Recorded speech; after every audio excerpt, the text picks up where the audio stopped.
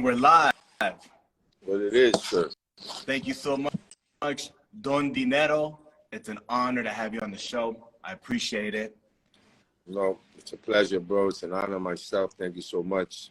Thank you, my father. You know what I'm saying? Always, anytime I get a chance to kind of tell my story, I take that opportunity. Yeah, and it's a magnificent story.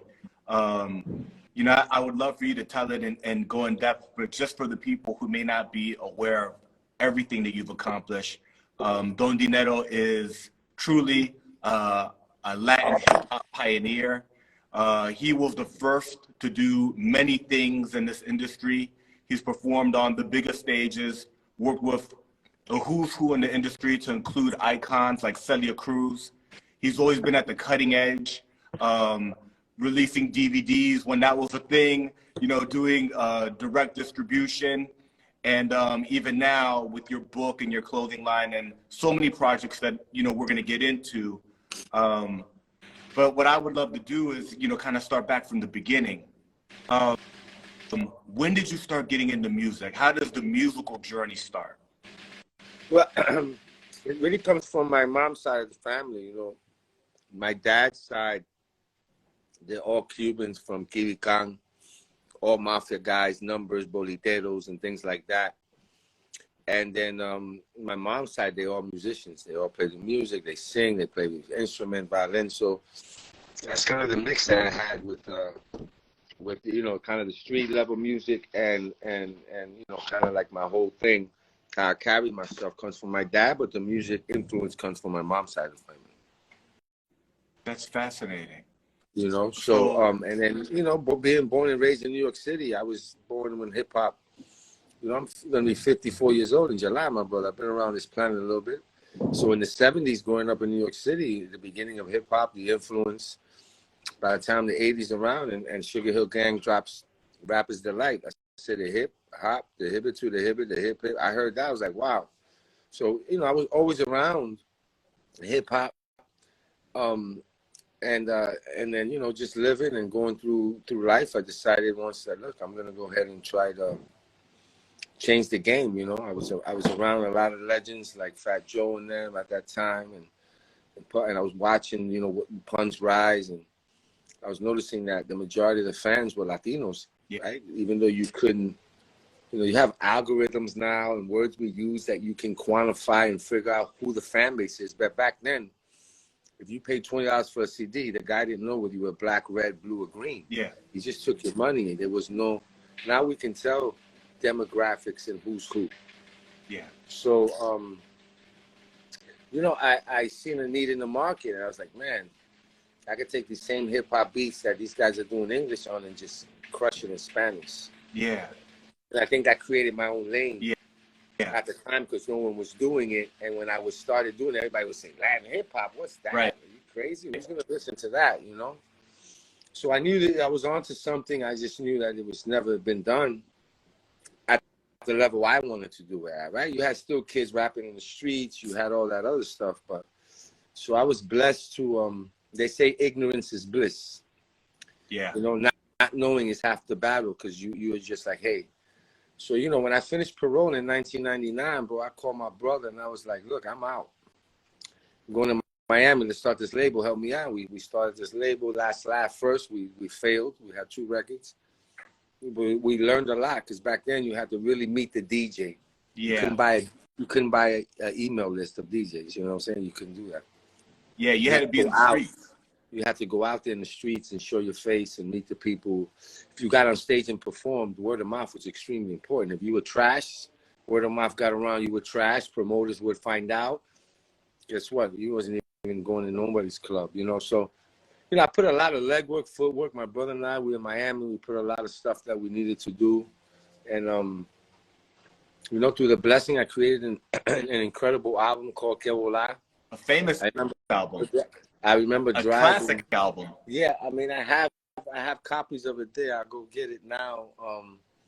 You know, at the time, we didn't know what we were doing, right? We didn't know we were going to be the first ones. We didn't know what we were actually up against, because creating a Latin hip-hop album, everyone that was in the business was said, who's going to play this? And we didn't understand. What do you mean, who's going to play this? There was a key word back then called programming. everything was tropical radio. Right. Salsa, merengue, bachata. Yeah. So, and back then you had the legends of Mark Anthony. Celia Cruz was alive. You had Thalia. You had Elvis Crespo. That's right. You had Los Hermanos Rosario. You had Aventura coming out young, but they were starting. They being that they were doing bachata, they actually had programming to them in their favor.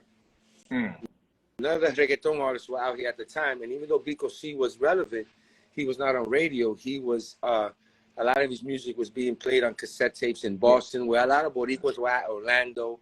It was underground. Through mixtapes, through the streets. And he was getting a lot of love in Colombia and things like that.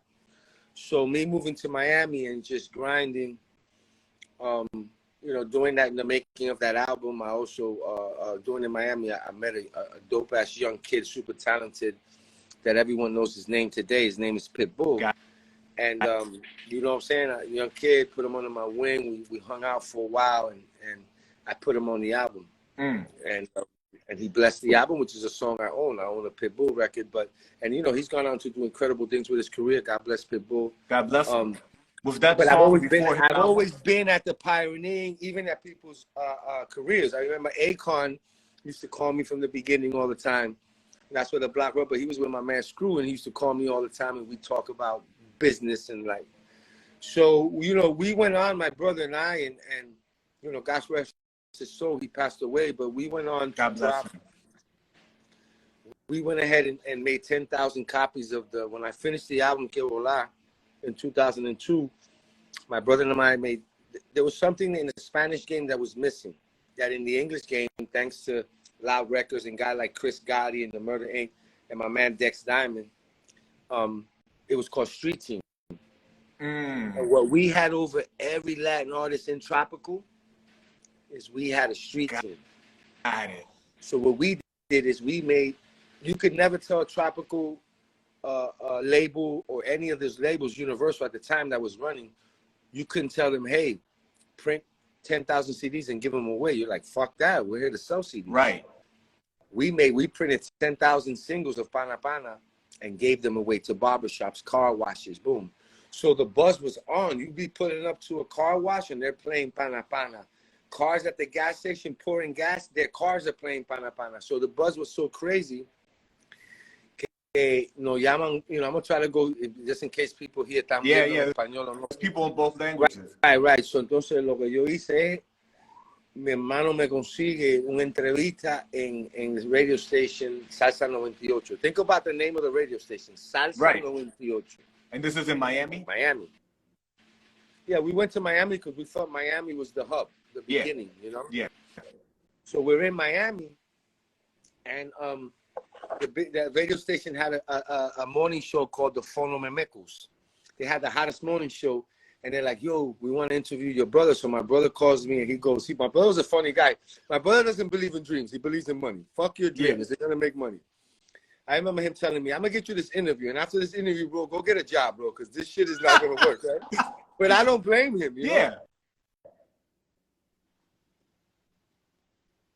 When I see what was going on back then, it's like crazy. So we went ahead and he gave me You created the market. The market didn't exist yet. The morning show was from 6 in the morning to 10 in the morning. They told us to be there about 9:15, that we will go on at like 9:40, 45, give us 10 minutes and go on with our lives. I was like, fuck it. I'll take those 10 minutes. It's radio. Absolutely. So we went there and they basically gave me 5 minutes, right? And we went ahead and started talking, and I basically told people the need in the market for my music. Hip hop was the need. I was like, hey, everything they've given us in Spanish music is all love records. Yep. I hate you, I miss you, I love you. I said, but you know, someone's uncle's in prison right now. Yeah. I said, someone's aunt is a stripper on the pole right now. I said, there's real life issues. I said, everyone in this booth right now here has a lock on their door and an alarm on their car. Why? I said, out there, it's real. So I'm going to tell you what's happening out there. We need to have someone with that voice. And when they played Pana Pana and they started singing, le, le, le, le, le, the way I set it up, era Pana Pana, vamos. And it was a story about my dad coming from Cuba and coming here and basically, you know, con el machete en la mano saying, yo, I got to make this American dream happen, you know, with a second grade education. Yeah. So I remember leaving the radio station about 10:15 because they spoke to us after they closed off. Yo, all the lines, people were calling. They were saying, wow. Blowing up. I got home about 11. My brother said, hey, now it's time to go find a job. Right? Fucking with me. About 1:30, 2 o'clock, he gets a phone call from the program director that day. This is the day that changed my life. Yeah. And the programmer, Leo Vela, who passed away. He's the reason this urban, where Bad Bunny's at today is because of Leo Vela. Leo Vela calls and says, hey, he calls my brother. He goes, look, the most requests we've ever gotten for a song is about 300 requests, and that was a Celia Cruz song. We just got 3,000 phone calls for Pana Pana. Tell your brother it's going on rotation at 3 o'clock. Congratulations. Changed after that. The game that we see today changed because I got on Tropical Radio with a hip-hop record. In less than 3 months, I charted top 20 Billboard as an independent. The album wasn't even out yet. Right? So I'm here, I am in tropical charts, and everyone on those charts is associated with a major. So you see Thalia, Universal, Mark Anthony, Sony, all these artists, Los Hermanos Rosario, Universal, boom, boom, Don Dinero, Cuban Connection Records. Right? My brother, you know, we got to find it. He has that boy. So Universal for 8 months, we went double platinum. We, you know, Ricky Records gave us distribution, but we didn't understand the business yet. So he's like, hey, you got distribution. We're like, great. He goes, but you have to give us, you need to deliver 10,000 CDs. We was like, fuck. We called the place in California, and they charged us $1.20 a CD. We had to pay $12,000 up front. I remember they shipped the CDs to the airport, and we went in trucks to pick up 10,000 CDs like we were picking up drugs. 10,000 is a lot of CDs. We picked it up, and we dropped it off at Ricky Records, so Ray's Records. And we went ahead and dropped it off, and I never forget that in less than 10 days, we sold out. Wow. So I'm thinking at $7, I'm getting $70,000, right? I'm going to go get my check. He says, I need another 10,000 CDs. I'm like, great, give me the 70,000. I'll buy more. He goes, no, I pay you every 6 months. Like, I'll flip it. He says, no, did you read your contract? I was like, no. He goes, I pay you every 6 months. But you have to keep providing me CDs to sell. So we just gave him 12, sold out. We didn't get $1. Now we have to go borrow or go get another 12,000. Right. And buy more. But that first check when it came in, was about $800,000. I mean, 6 months in, we got a huge check. Then we knew, bingo, we're in business. Yeah. Now what the fuck? Let's just keep selling these motherfuckers. We knew we were in business, right? Yeah. And then we were going hard, and then we had when we finally had, I never forget when I did my first in-store, we dropped it September 17th, 2002 in Miami. All the Ricky Records in Miami, he had distribution. And I never forget the first in-store, the radio station said, hey, come meet Don Dinero, go buy a CD and he'll sign it. Yeah. I swear to everything. I showed up about 3:30. I left about 7. I had sweat coming down my ass. I signed so many goddamn CDs in 5 hours. It was incredible. And the lady comes out of Ricky Records and goes, sold out. We don't have no more CDs. And the people were still going to the stores. I remember signing CDs and people honking the horn. Oh, Dinero. They never seen a guy from the hood make it. He made it. The salsa guys, all those guys were suited up. They acted better. They spoke a different way. Here's a guy from their backyard spitting that shit, talking about real life issues that they were going through. And I had them. The radio station never seen nothing like that. It was something that was incredible. And the legend of Don Dinero took off. So Pana Pana made me a star. But when I came with the second single, Desahogo del Alma, I Amores, a love record, that made me a superstar. That's the record to this day. I'm still making, I own all my music, so intellectual property. So I'm still making a ton of bread from those records from back then. But it was an incredible era because being the first, you got to break so many barriers, so many doors. I used to tour with Aventura. It was me, Aventura. I think it was Tego. I think Evie Queen was with us. Like I helped a bunch of artists also get in that market when Don Omar first came in. Yeah. And he met me. I would help him with the people he needed to braid his hair, if he needed security, if he needed everyone I befriended and showed him love, you know, throughout my journey. So, you know, what I do have in this industry is a ton of respect. And as we stand here today, my nephew, who doing those Universal days, see, because after I blew up in 2002, in 2005, I did a joint venture. I was the first artist, not even Ricky Martin, to do a joint venture with Universal. So they wanted my services. Their first offer was, I'll give you $50,000 for 5 albums. Wow. You know, there's a finger in your hand that you can shoot somebody and it means a lot. I said, sit on this. Are you crazy? I don't need you guys. So what I did is, when I realized what I wanted was a joint venture, I opened up Don Dinero Music and I signed myself again. Got it. And then I went into straight into Universal, and I did a joint venture. I said, hey, you want Was that the second album? That was the Ahora Que Sí album and the Último Guerrero album. They wanted 5 albums.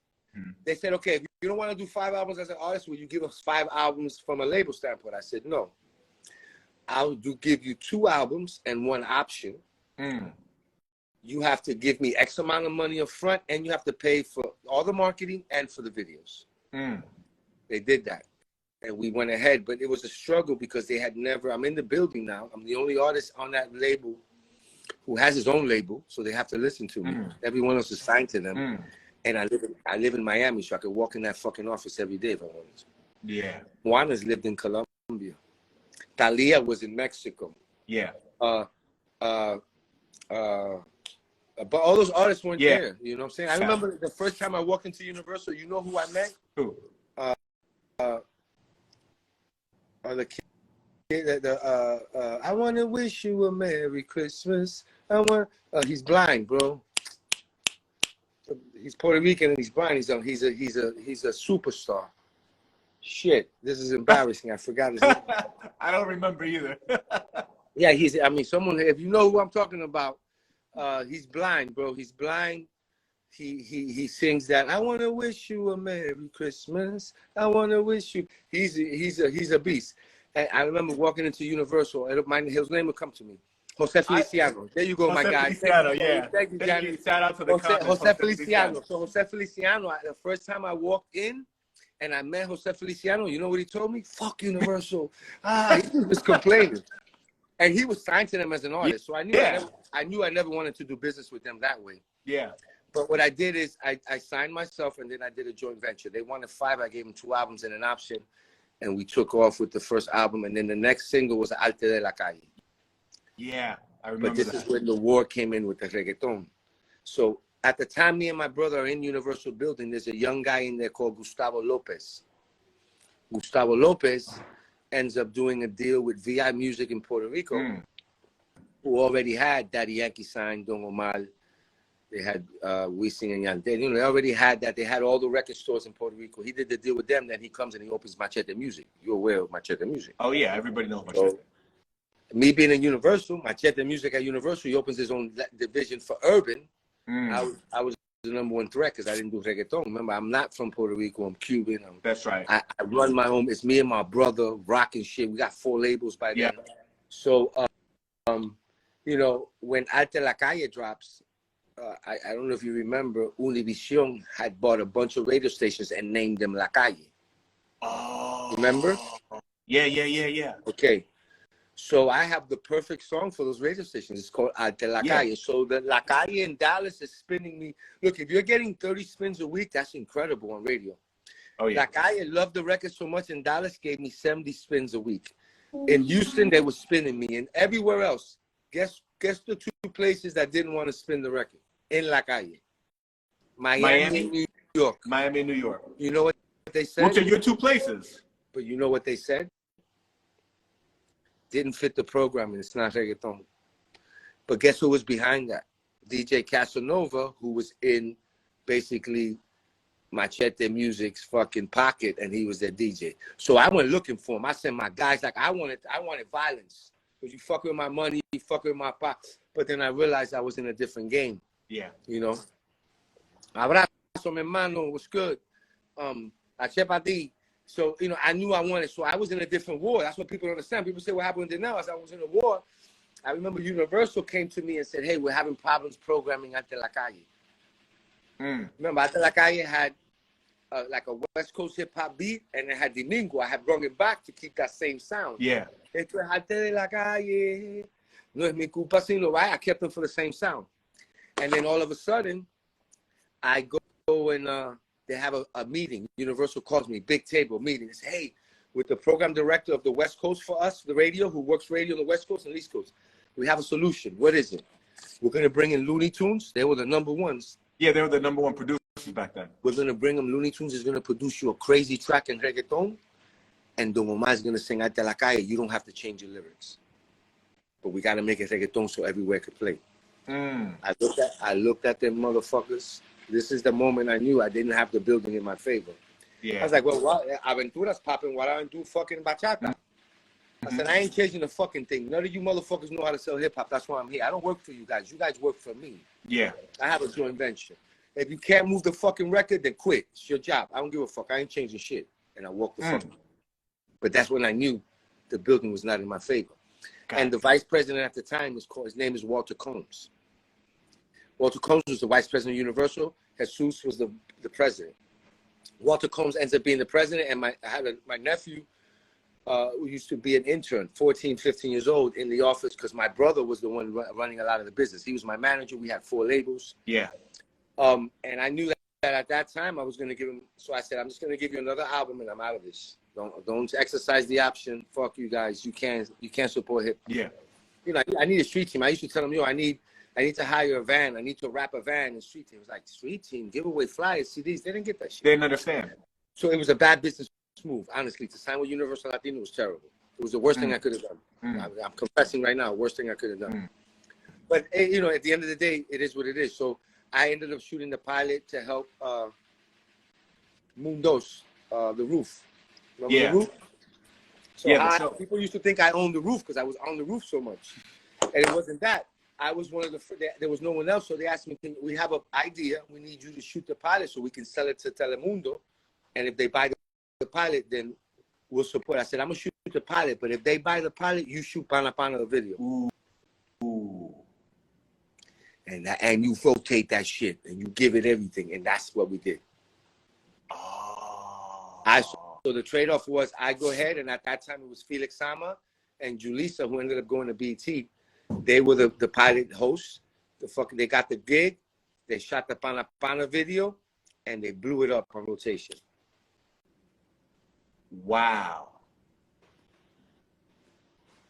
Man. And I had access to the roof anytime I wanted to promote my shit. So it was it was a positive move because I always believe in people's ideas. Just like when you call anyone, I know anyone that I support those ideas because it's easy to support when you're up there. Who doesn't want to do a song with Drake? That's right. Are you helping him or is he helping you? Right. So I went ahead and did that. I was all over. So by the time I was out of Universal by 2007, I was cool with it. You know what I'm saying? I didn't stress any of that shit. And I continued my journey. And in 2009, I worked at Gino Green, became the president of that music department. And then in 2011, I got kind of an epiphany and I started writing and spoke the formula. You know, throughout all this process, I've been dropping mixtapes, but in 2011, I started writing the book. And then in 2015 is when I met my partner, Chris Gotti, and I became the president of Adventure Music. And we were the first ones. Now you have DistroKid, United Masters, EQ, but we kind of the first ones out there before. There was CD Baby and TuneCore before us. Got it. Y aquí seguimos, mi hermano. Aquí, no hemos parado. And I continue. I dropped the Spick project in 2017, Spanish People in Control. I dropped Cuban Connection in 2020. Yeah. With a ton of videos. And now I'm working on my Cinco de Mayo. I dropped my first single off the album called Sigue Tu Camino. The album will be sometime this summer, Propiedad Intelectual. And I have a mixtape dropping soon too called Retirado. DJ yeah, it's called Retirado. I've seen some of the visualizers for Retirado. It's hot. Yeah. But my whole objective, honestly, is push this book. I do speaking engagements at high schools in different places. I just did Union City High School yesterday. I was at New London High School in Connecticut a few weeks ago, and just spreading the gospel of conquering life's hurdles and understanding that you didn't come to this planet to sing and dance and fucking be happy all day. It's not gonna happen. You're gonna go through some shit, right? Welcome to the game of life, and it's only gonna make you stronger, and you're gonna be able to deal with all of life's obstacles and pitfalls that you can climb out of. It's an incredible journey. Life is not supposed to be easy, but it's definitely worth it if you don't give up on yourself. Yeah, you're so well known for all the doors that you've opened in music, and you've had such a great career. And the book, the formula, 16 Lessons of Life, you released it not only as a book in English, but you also released it in Spanish, which I thought was really cool. La Fórmula. It's really 3 levels. It has the physical level. You can go to my website, CubanConnection.com, and you can order it from Barnes & Noble, Amazon, and get the physical book in English or Spanish. Yeah. I also have it in all the digital platforms as a spoken word book in English or Spanish. So you can go, it has original scoring, and you can hear my voice talk to you in English or Spanish and read the book to you. Yeah. Or you can go to my YouTube channel, Don Dinero, and I dropped 34 videos, animation videos. So every lesson has a video, 17 in English, 17 in Spanish. And as I grow, I'll do more languages. Yeah. So why do 3 versions? Some people don't like to read. They just like to listen in their car or workout. And then the visuals, you can sit with your kids and it breaks down some tremendous lessons in life that will help them go forward. Yeah. Yeah. No, it's a great project, and you're dropping a lot of knowledge, a lot of the lessons that you've learned in your life. What I really enjoyed about the audio version of it was it's unique because you put music behind it. So it's actually original scoring. My team, Richie Rich in the Brain, original scoring, and it's not that if you listen to it in Spanish, it's different. It's different in Spanish. I wanted to do that, so it's a lot of work put behind that, definitely. Yeah, because it's beautiful. It took me 11 years to finish this project. Yeah, it's a magnificent book. I like reading books. I listen sometimes to books on Audible. This project is better than what you normally get in Audible. Audible, you have somebody reads it to you. If you're lucky, it's the author. But in this case, not only is it the author, but it's actually a performance piece of the book over music. It's fantastic. And I think I wanted to give that.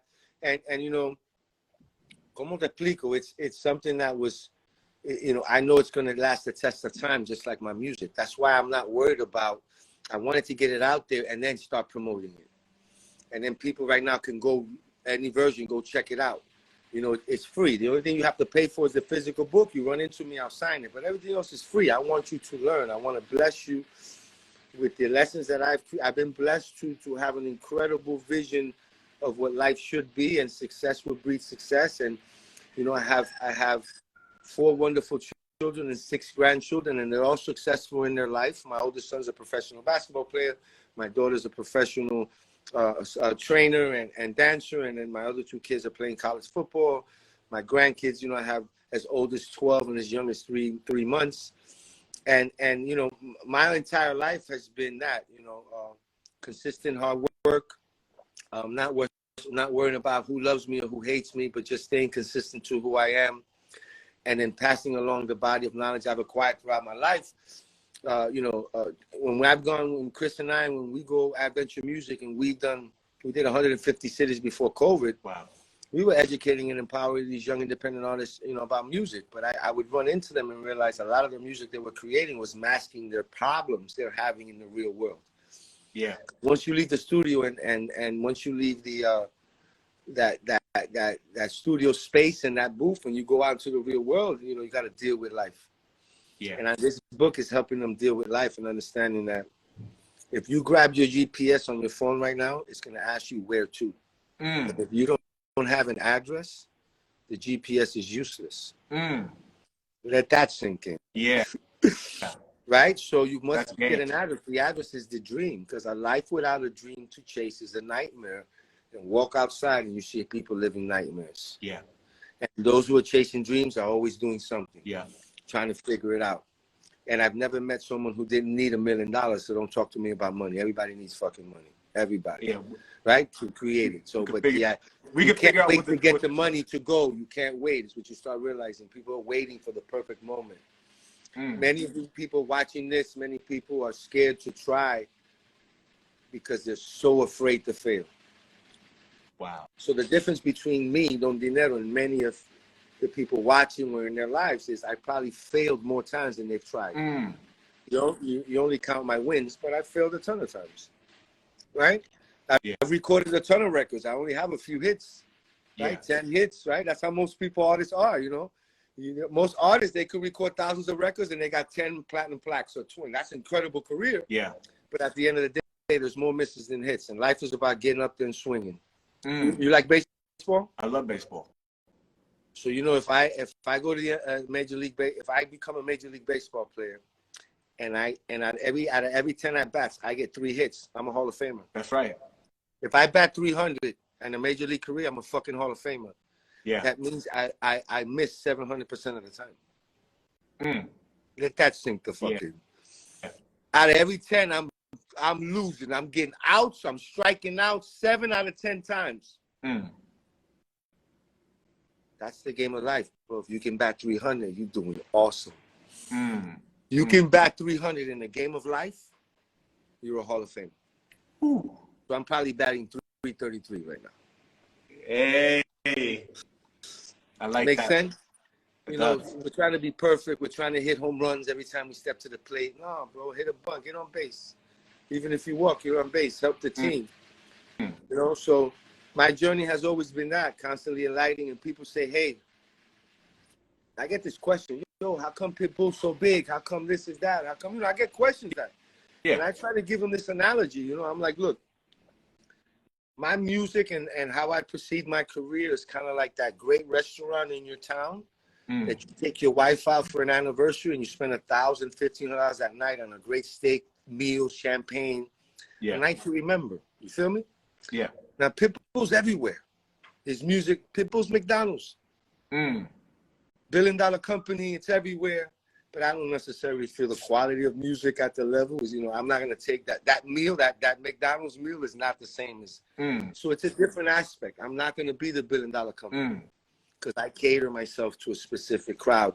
I don't cater myself to programmers or radio stations or to get, you know, I would love to have be on, you know, do a concert in front of 100,000 people. I did that at the beginning. Yep. I did that once in Houston, I think.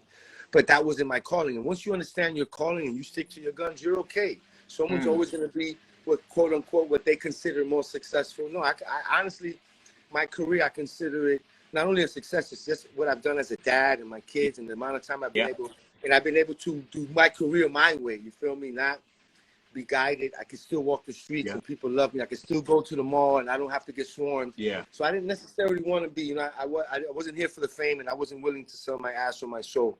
Yeah. So I'm extremely, and not that anyone else did. I don't want to say that, but at the end of the day, I'm extremely, you know, happy with who I am. And when I look at myself in the mirror, I love that guy. Yeah. You've had a magnificent career and you're still, you know, innovating and doing, amazing things, creative things. The book with the audio, with the video, it's great. If people want to hire you and bring you into a speaking engagement, what's the best way for them to contact you? I mean, they can, you know, do what people do now, slide in my DM. They can slide in the DM. Or you know, you can go at, I mean, the best way is really, if you're on Instagram, go to the DM. I'm going to check it out if you're serious. And then and we'll go. I've had my team and what I deal and people that I deal with who are contacting. You know, I do a lot of things with CUNY City, University of New York, and I'm working now with a lot of these high schools and their music programs, and at the same time, you know, getting to the kids. So, you know, they'll be able to reach me because, you know, you were able to get a hold of me. If someone gets a hold of me, they're more or less, if they're serious, they'll be able to get a hold of me in today's age. I'm not hiding from anyone. I'm not giving out any phone numbers. I'm not giving out any emails because social media is where it's at. DM me, and if you're serious, we'll talk. And I'm just here to empower and educate as many people as possible. I got a dope company I'm starting to deal with now called Blue. I'm not gonna get into too many details, but a really nice company that's doing things for artists, and they have a vision for directors and where the video space is going when it comes to creating videos for artists. Continuing to push adventure music. We'll be on the road again, educating and empower our independent artists. You know, the 22 million independent artists. You were one of them. You continue. I'm pretty sure you. I remember. I think we did music together. Yeah, I have a track with the You Blessed. It's funny you didn't mention that, but I know for a fact, and you know what's crazy, that a lot of people, I think what really bugs them out about me, say, how's this motherfucker still doing music, still doing this shit, right? Because after a while it becomes like, but that's why I don't look. The artist has to have time to live. Look, I love Bad Bunny and I love these artists. I know it, but their problem right now, that's why they need writers, is because they're going from the studio to the concert to the hotel, from the studio to the concert to the hotel, to the radio station to the meeting. They're not living anything to talk about. You gotta live some shit. You do. So I'm always dropping something single, but I drop an album every 2 years. Once I live some shit, I get inspired. I drop it. I don't care if the album wins awards or it doesn't. You know, I'm part of the Latin Grammy. Yeah. I vote and I nominate and I do all that shit. But I'm not in it for that. My story's written in blood, sweat, and tears. I'm not in it. You know, eventually, you know, we're working. My partner, Super O, my nephew, by the way, talking about my nephew. So my nephew, Oscar Guitian, at the moment, he works with Walter Combs Records, who was the president. He's his general manager.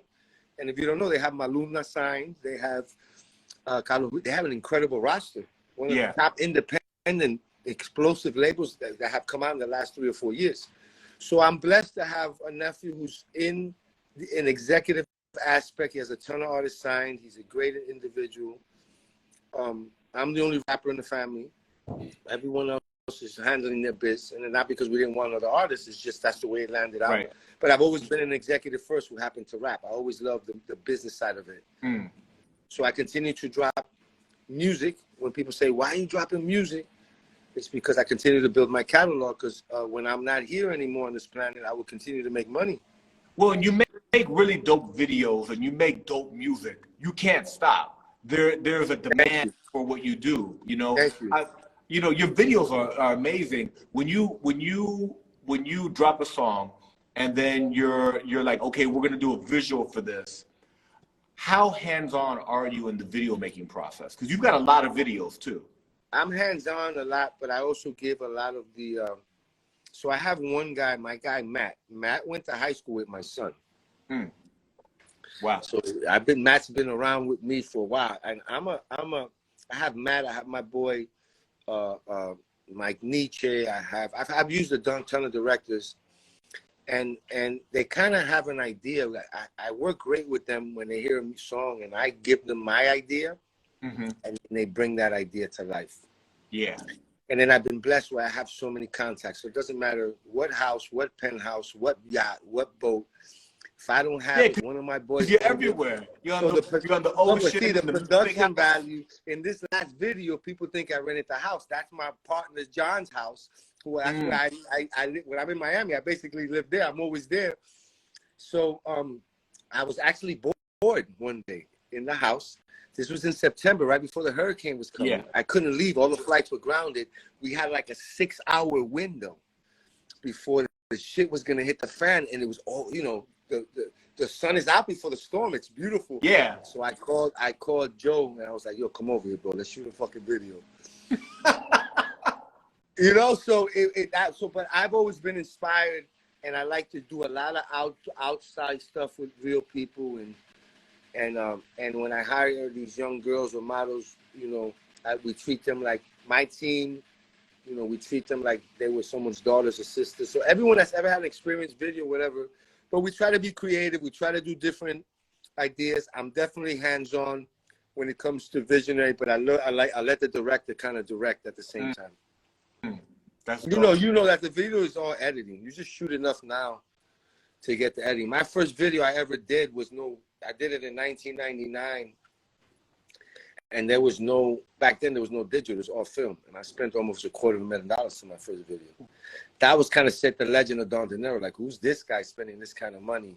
Yeah. We had fucking, you know, it was like a 3-day shoot. It was in Miami. We had helicopters, all kind of shit. It was like a movie. And it was like a movie. It was like a movie. And I've always had that kind of idea, concept that, you know, it's about production value. You feel me? Yeah. And I got a lot of wealthy friends who have a lot of toys, and, you know, and they don't have a problem. Videos are dope. Yeah, they don't you have a the problem. video down the horses, you know, when they got the cars and they come and buy the horses on the land. That's my buddy's finca. Those are his horses. All the weapons there were legit. He has all licenses for that. And that's like a Cuban style barbecue is what I was showing. All I did was, the only thing I told the girls to be there, but all I did is told my boys to be there. We're gonna have a Cuban barbecue, and they were roasting the pig, which is a cajechina. It's in the rancho, so guys get to ride horses. That was his son riding the horse. I said, go back and forth with the horses. It'll be dope. Those cars weren't rented. Both the Corvettes are my boy Wahido's Corvettes, and the Lambo is his Lambo. You know, it's the house. It was all original shit. Yeah, so it's real. It's real life. I'm saying because my guys, they buy these toys and these things, and when I call them, you want to show off your shit, they don't say no, and it makes sense. Then you have to rent it anyway, no? Yeah. Most of these videos, they don't own this shit, they rent it. So I've been blessed with that, where I bring an incredible amount of production value to these videos to stay creative, and then I kind of just do me. You know, when you hear Don Dinero record, my formula to Don, I'm not trying to do drill, trap. I respect all that. I'm going to stay in my lane, give you hip-hop. And my single coming out the 5th is called Sigue tu Camino. And it's basically saying, continue your journey. You know, don't look back. That's right. There's nothing back there for you. You could crash. If you're driving looking back, you're going to crash. So this new project is dropping on Cinco de Mayo. The single. Okay. The single drops on Cinco de Mayo with the video. I'm going to have the mixtape right after that, maybe a few weeks, because I'm in the process of working on that now. Yeah. And then the album is called Propiedad Intelectual, intellectual property. I'm using words to educate people, right? What is that? Yeah. And that'll probably drop sometime in July. Okay. Got it. You know? Man, we're looking forward to the new music.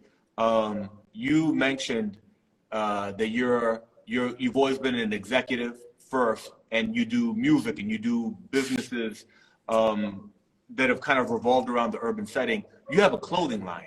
Yes. Cuban Connection. Well, you know, Cuban Connection was my first label, so we've owned that trademark and that logo and that idea for years. Yeah. So I just expanded on that, and I opened up CubanConnection717.com. And if you notice, you're rocking it. Around, if you notice the logo here, we're actually on one side. So if you go to the website, I also have the Orisha line, and I only wear anytime you see me, I'm only wearing my gear. I don't wear Gucci. I don't wear any other stuff. I don't mind who wears that. Sure. God bless you. I gotta wear Nikes because they're monopolized. It is what the fuck it is. But I kind of beat up my own drum, you know what I'm saying? And I got my own style. I'm trying to, you know, I'm just me. And I stay urban, and I'm in my 50s, and it's all hip hop. You feel me? Yeah. I still, you know, I had swag before it was swag. We were fly. We were fresh to 100%. Death. All that other shit, right? So that's never gonna change. It's in my blood, and I'm blessed. But yeah, I have a clothing line, Cuban Connection, and it's just a manifestation of marketing and wearing my own shit always. Yeah. So if people want to find always wearing my shit. You rocking it right now. Yeah. And this is a Union City thing that I did for the high school. My kids went to that high school. That's the alumni. I always support them, and because, you know, that's the local community. That's where I'm at here in Jersey. I'm in Union City. In Miami, I'm in Hialeah, and it is what it is, bro. You know, Don Dinero, Mr. Money for the Gringos. That's right. We have a dope podcast, Chris and I. We have Given Them the Business. That's a dope podcast that's exposed my name and my music to a lot of the Anglo, you know, non-Spanish speaking crowds. Yeah. What's the name of that show? Giving Them the Business. You can go to YouTube and check it out and see it's a dope ass podcast. We're really, really taking off. Big Havana, que volá, mi hermanito, Chevadi. And you know what I'm saying? And just doing what we do. Just educating and empower as many people as we can. The whole purpose of learning is to teach. Yeah, no, that's beautiful. That's the whole purpose. You're after all your accomplishments, you're at the point in your career where you're like a statesman, and you're given that game and it's needed because a lot of the youth they need that, right? They need that guidance. It's a beautiful thing. If people want to buy your clothing, they go to CubanConnection717.com. And the book too, the physical book, you'll notice there'll be a section there where you can order it. It'll take you to Amazon and Barnes and Noble, depending on how you like to order. And then you can see all the clothes there.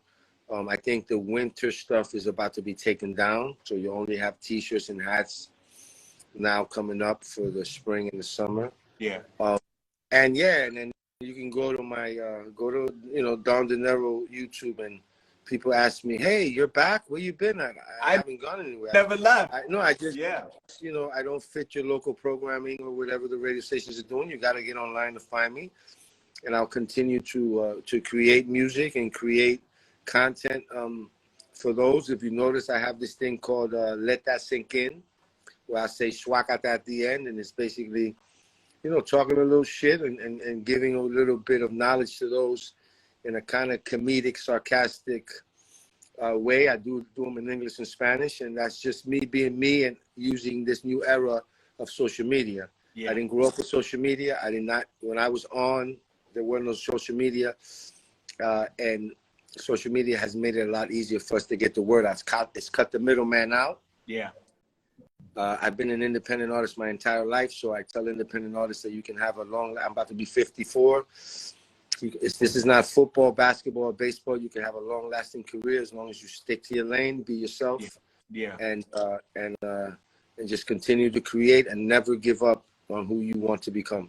Yeah, no, you've always been at the cutting edge, using and leveraging technology. You've got NFTs also.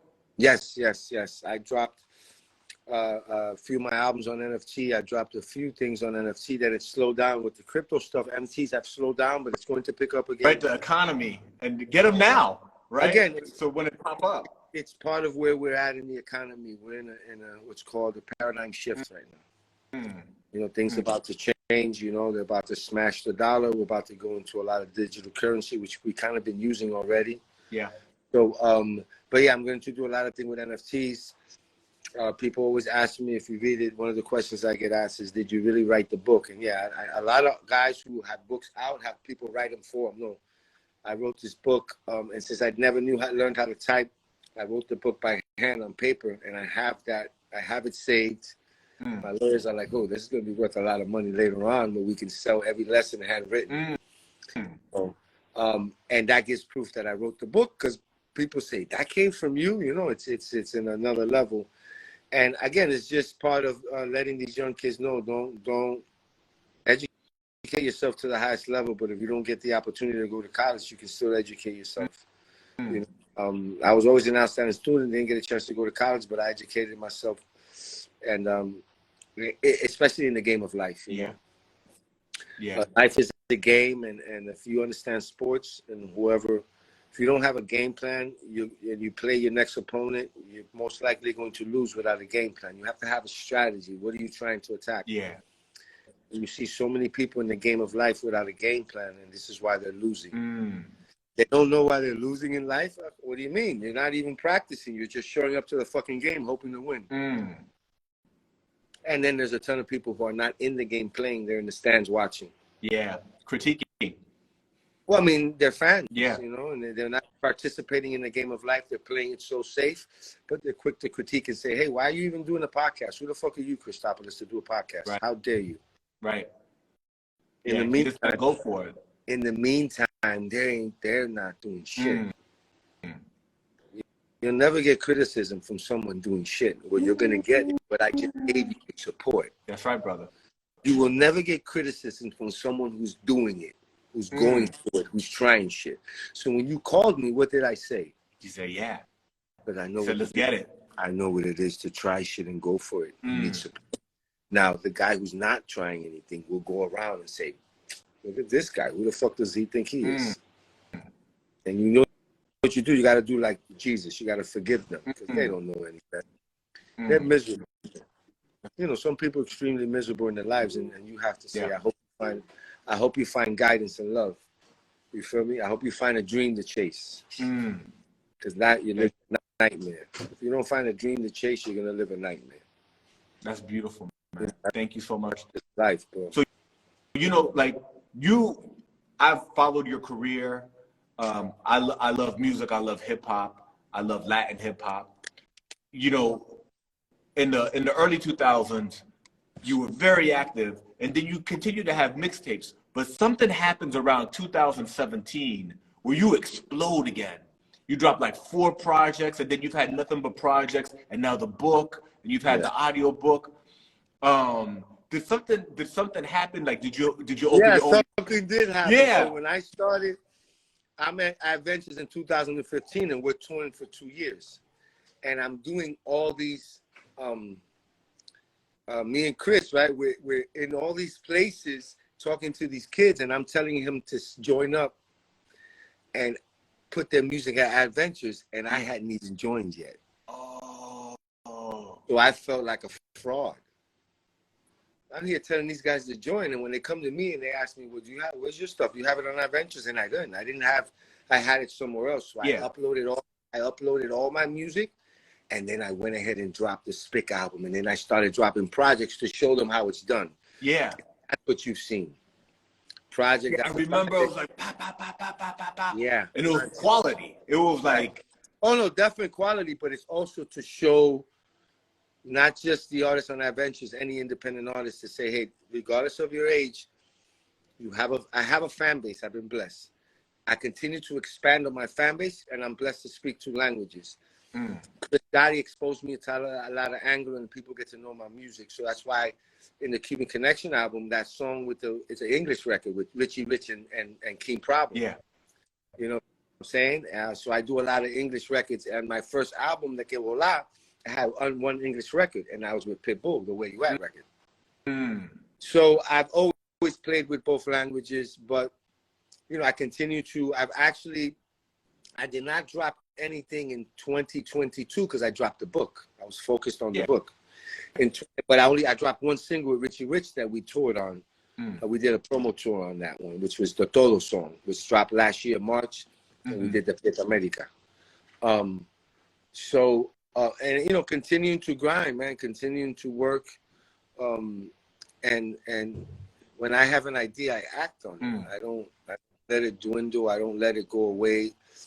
When I have an idea, I grab that bitch and I choke the shit out of the idea until I get something from it. That's just me. You know what I'm saying? Yeah, that's beautiful. As we wrap, you know, we just kind of loosen it up a little bit and just talk so that people kind of get to know like a different side of you. Definitely. Know what I mean?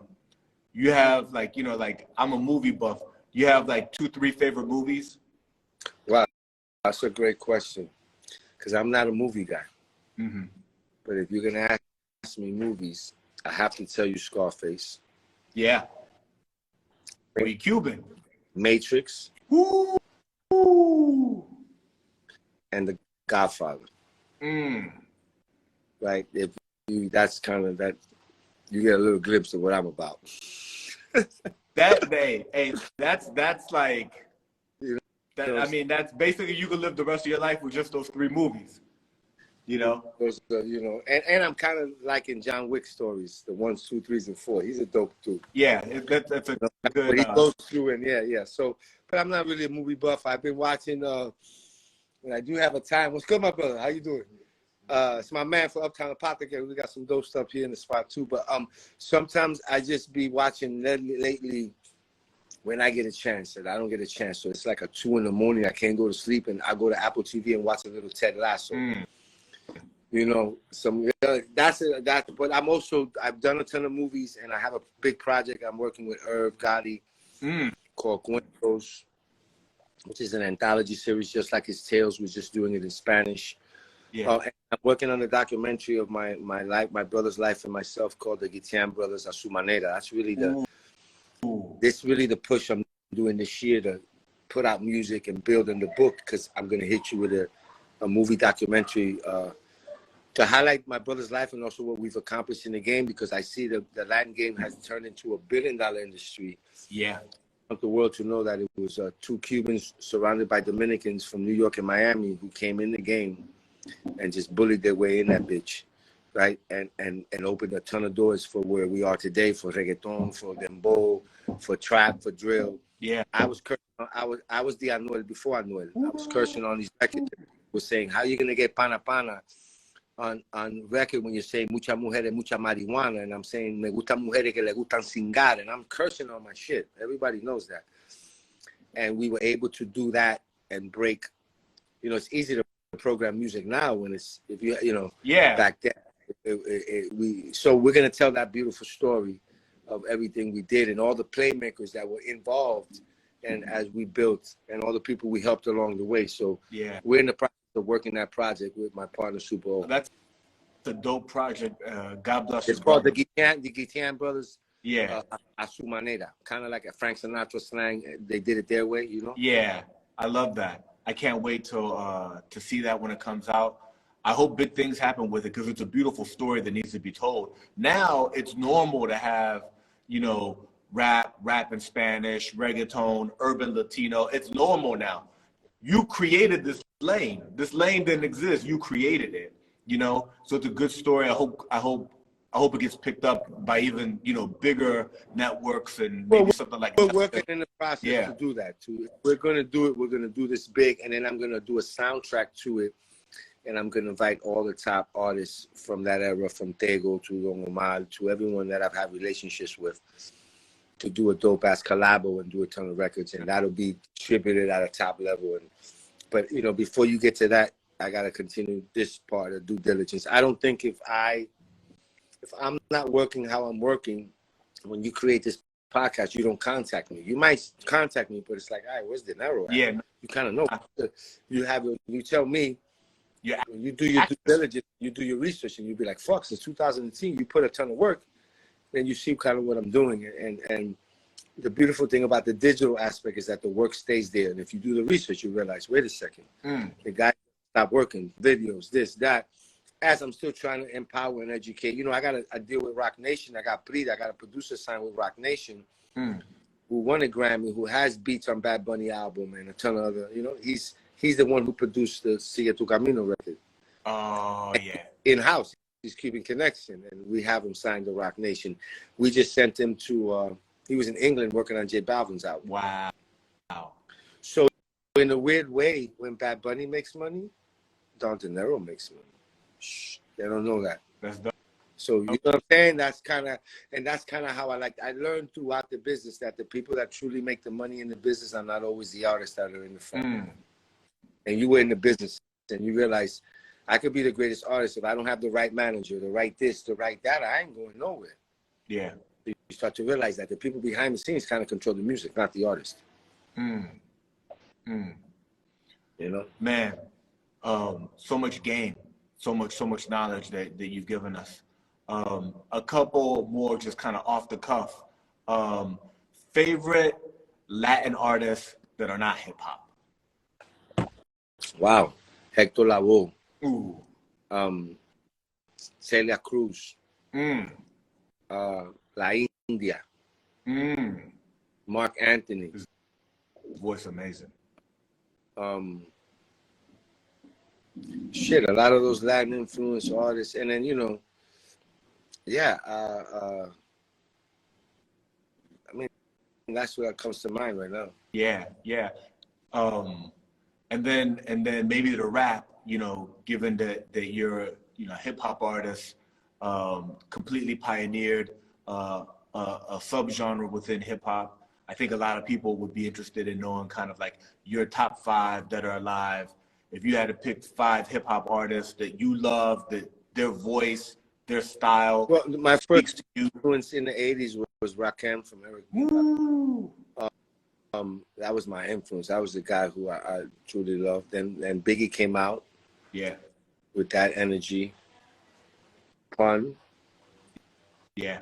Pac had an incredible message. So you're looking at Rakim, Biggie, Pun, Pac, Nas, and Jay.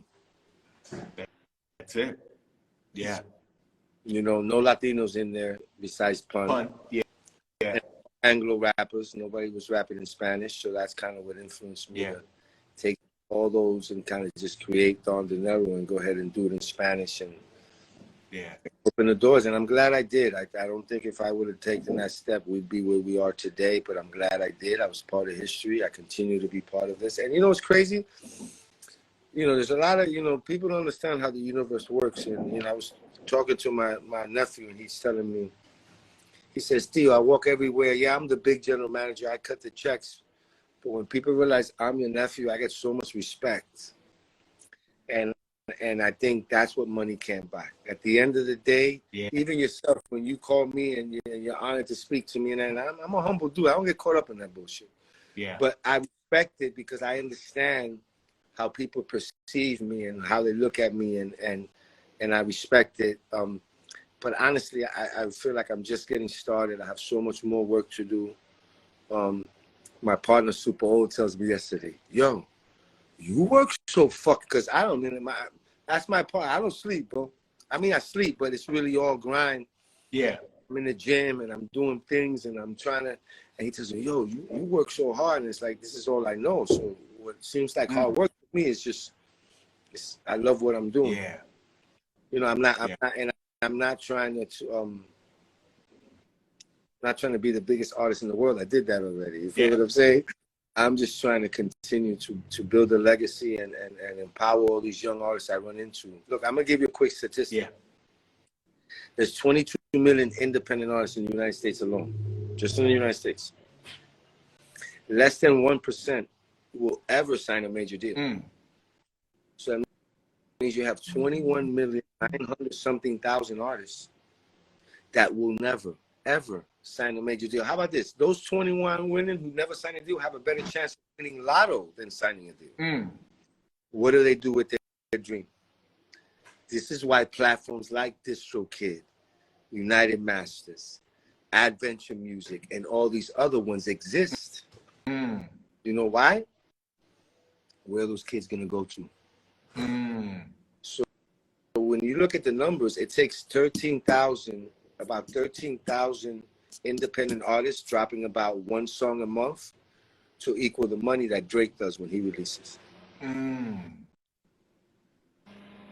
How many artists is Spotify? So is Spotify making money from what? The independents or from the big guys? Jose, what's good, my brother? Hey, what do you think they're making money from? The independent artists, brother. Those 21 million. But guess who's getting the big checks? Got it.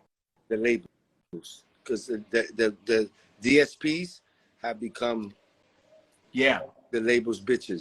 Yeah. It's just an extension of the label. They control. Man. So much knowledge, brother. Thank you so much. You got to understand the game before you get into it. And that's my main concern. Like, let people know it's a business. Yeah. Artists want two things. And for those two things, they'll sign any piece of paper. They want to be seen and they want to be heard. That's right. And it's their dream. So that's why they, you know, people say, oh, you signed a terrible deal. But when you look at that terrible deal, his lawyer said, okay, sign it. His manager said, okay, sign it. Now it's a terrible deal. So be careful what you sign. Stay independent as long as you can, grind. And if it's meant for you, bro, and you're going to be the biggest artist in the world, it's going to happen regardless. That's simple.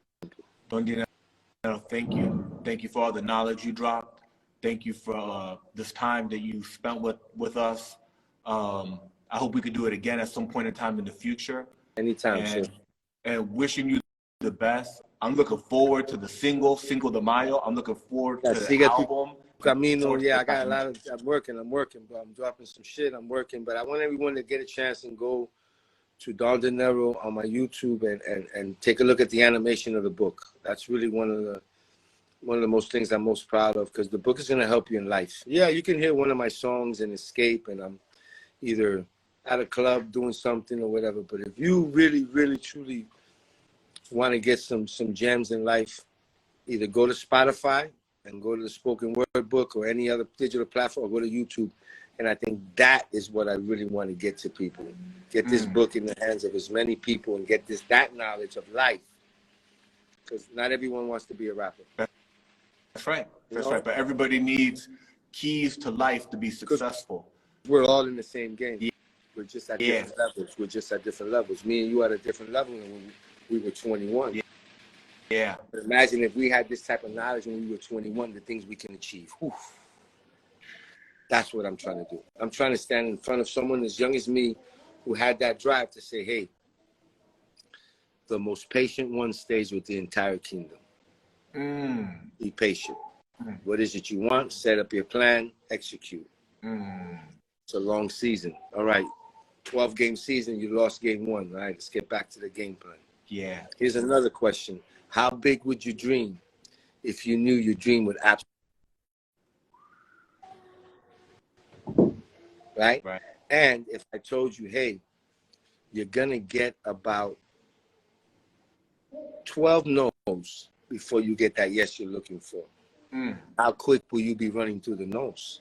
Because now you know the 13th one is yes. Yeah, you need to get through What it. happens when you have a dream? You get 3 no's and you quit. Change your whole destiny. Yeah.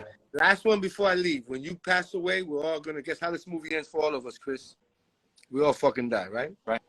So when you're walking through the Milky Way as a spirit and you're walking across to go back to wherever the fuck you came from, you're going to run into who you could have been if you would have took all the risks you were supposed to take. And you know what I'm not going to do is run into that motherfucker. I'm going to be that guy. I refuse to run into that guy. I'm going to be that motherfucker. And that's what I want to pass on to everyone. We're dying anyway. You can't take none of this shit with you. So if your goal is to buy a Mercedes, you're fucked up in the game. That's right. Should be bigger than that, than material things. Even though a nice Mercedes, there's nothing wrong. That's a residual effect of it's a residual effect of your hard work. Some people want Mercedes and they got fucking Toyota brains. Right? Toyota grind. Whatever you want to call it. You know, so at the end of the day, I hope everyone that's watching, I hope everyone that gets to see this, all their dreams come true. This late game of life is on you. Go to the mirror. You can't lie to that person when you look in the mirror. When you look yourself in the mirror, here's another one. You ready? That is you looking at the spirit of you. That is the spirit looking back at the physical you, because you are a spirit having a human experience. And if that spirit doesn't love the physical, what it sees, you're already taking enough. You better love that person. Love what you see. You can't lie to that person. You can lie to your wife, your kids, everyone. You know, you wake up in the morning. That's why people, you know, the beautiful thing about telling the truth, Chris, guess what? You have to remember the fucking thing you said, because it's the truth. That's right. Yeah. So the liars have it hard, brother. That's a hard fucking life, brother. Remembering the shit you said, you can't sleep right, you can't, See, the difference between me and a lot of guys in this game is that they were able to do things to artists, and so they ate a lot better than me. But you know what I do every night, bro? I sleep like a fucking baby. I don't owe nobody a dollar. I've never done dirt to anybody. I've only helped motherfuckers, and those who have come into my circle and are no longer here because I said you can't be. They might throw a little shade of hate because they're hurt. It's like a girlfriend who you break up with. So a lot of the guys who have come into my camp and they know who they are, I've broken up with them because I can't deal with your bullshit, your hate, you're grinding, you're complaining. We ain't doing that shit. You feel me? Those unfortunately might be hurt, but my track record is so clean, it's fucking disgusting. Which is an oxymoron, right? Clean and disgusting. That's a whole different ballgame. Love you, kid. Thank you for this opportunity. I appreciate you so much. I wish you well, and do me one favor. Don't you ever quit. Thank you. Continue. Life is a beautiful, incredible journey. Guess what? You might become the biggest podcaster in the world. We never know, but we do know is you're trying. That's right. And that's half the battle. We're going to swing for the fences. I salute you for that. Thank you so much. Don Dinero, it's been an honor. And we'll do this again at some point soon. And I'm looking forward to the new material dropping this year. Let's go. It's coming. All right. All love and respect. Ache. Alante.